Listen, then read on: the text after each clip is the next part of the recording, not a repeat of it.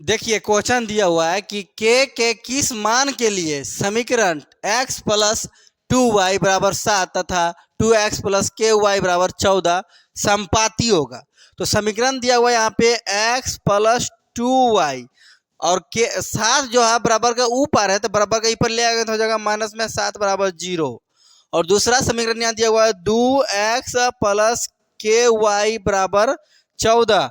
तो बराबर का ऊपर 14 है तो बराबर का ई पर ले आएंगे तो हो जाएगा माइनस में 14 बराबर हो जाएगा 0।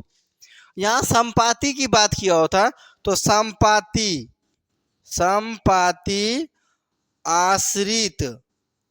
आश्रित इसके लिए और इसके बाद अनगिनत हल, ये तीनों के लिए एक ही सूत्र होता है। वो सूत्र होता है a बटा डी अब बराबर b बटा ई अब बराबर c बटा एफ। तीनों पक्ष बराबर होगा तब वो संपाती हो जाएगा, तीनों पक्ष बराबर होगा तो वो आश्रित हो जाएगा, तीनों पक्ष बराबर होगा तो वो अनगिनत हो जाएगा। तो चेक कर लीजिए a का मान। तो देखिए यहाँ पे ए बी नहीं, यहाँ पे जो अक्षर होता है उसको कहते हैं ए, पर यहाँ पे जो अक्षर उसको कहते हैं बी। यहाँ सी जो है -7 जो है ये हो जाएगा सी, और ये 2 जो है वो डी बन जाएगा, और के जो है डी के बाद क्या होता है ई बन जाएगा, और 14 जो है एफ बन जाएगा।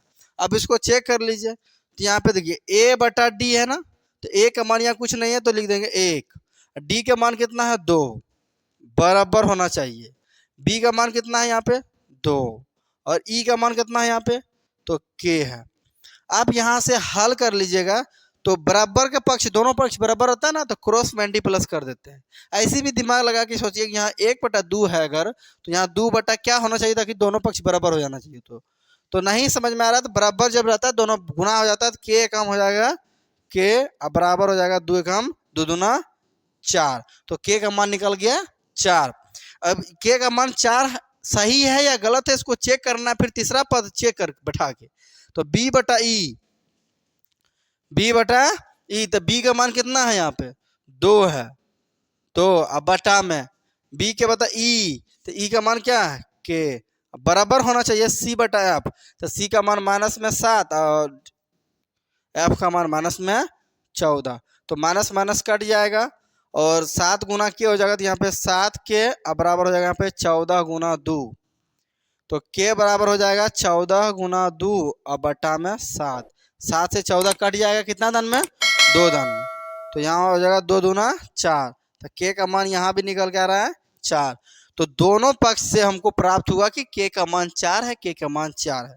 तो ये दोनों जो है के का मान अगर यहाँ पे 4 बैठ जाएगा तो ये दोनों समीकरण आपस में संपाती आश्रित अनगिनत हो जाएगा। जबकि हमको क्वेश्चन में सिर्फ संपाती पूछा हुआ था तो हम तीनों बता दिए थे। अगर आपको यहाँ पे देखो के का मान 4 आया है, ऑप्शन भी दिया हुआ है, तो ऑप्शन सी में हो जाएगा इसका आंसर, ऑप्शन सी नंबर हो जाएगा आंसर। अगर आपको हिसाब समझ में आता है, वीडियो अच्छा लगता है तो वीडियो को लाइक करें और कमेंट करें, अगर नहीं अच्छा लगता है तो कमेंट में गाली दे के चल जाएं।